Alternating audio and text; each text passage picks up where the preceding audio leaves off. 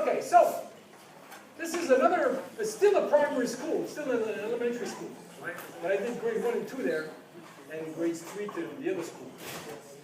Now, the Volkswagen story starts in an alleyway, but it ends up here. So let me explain again the whole thing behind this Volkswagen story.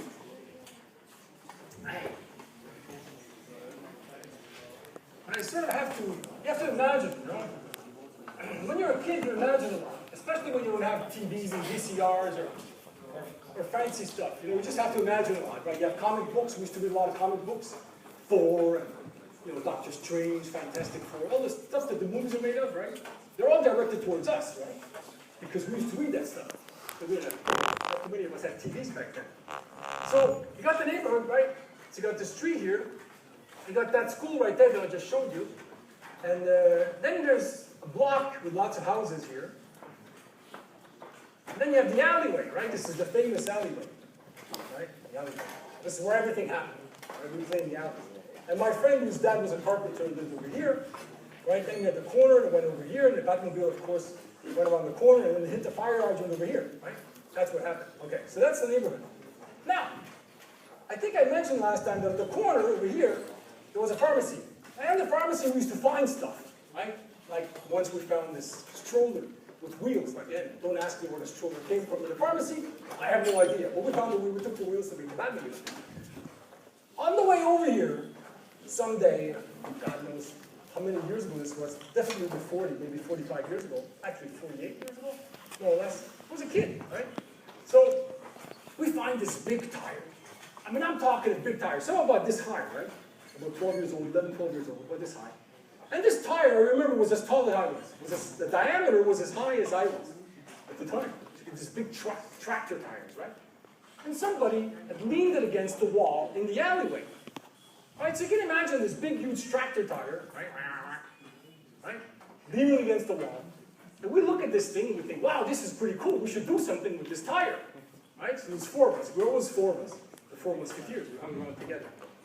So we thought, so what should we do with this big tire?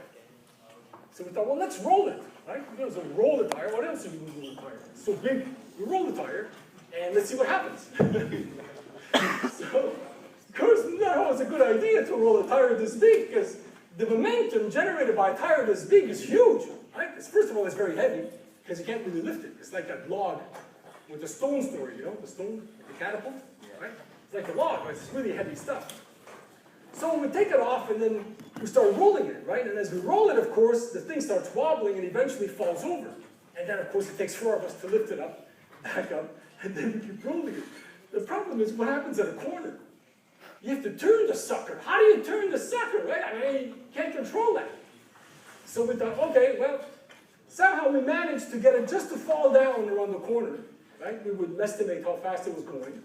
And then the kids would then go up and use their hands to try and slow it down by slapping on it backwards like this. And the thing would stop and then fall down just before the end, just before it hit the street. So you get to the street, right? And of course we're playing now, and the tire comes around here by the fire hydrant, and we're having fun, you know. And then we thought to ourselves, geez, I mean, we've got to do something else with this tire than this, right? There's got to be more to life than just rolling a tire around the block. So we thought, why don't we go across the street to the schoolyard, which is very big. We can do lots of stuff there because there's a fence. So the tire can't go in the street. We're okay, right? So, okay, so now you've got that street over there, right? So, let's see.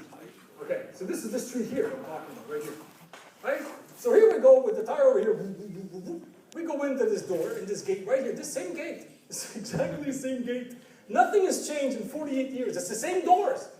In fact, everything is exactly the same, except the kids, right? That was us. That was us. The tire goes in here, and then I think it was me. I think I had the brainwave. I thought, okay, we've got to do something interesting with this tire. After playing in there for like 10 minutes, I tell my friends, I say, why don't we roll the tire up these stairs, right up to the top, and then release it. And then you guys stop it. See? Because everybody used to think they were strong. I used to watch Hercules Unchained with Steve Reeves and all these guys, famous actors from like 50 years ago, right? used to come out of the movies and you'd think you were Hercules, right? So everybody used to think they were stronger than anything. So you put it to the test, right? You see how strong you really are. Okay, so let's see if I can get this on F11 because you can see it better. Ah, yeah, it's a bit better. Yeah, okay. So you can see those stairs over there, and you can see right here, there's a little platform, right? Okay, so let's do a cross-section of this place over here. So we have the doors over here, the cross-section. Here's the doors, right? And then there's a few steps. And then there's a platform right there, a few steps, and then here's the gate, right? Okay.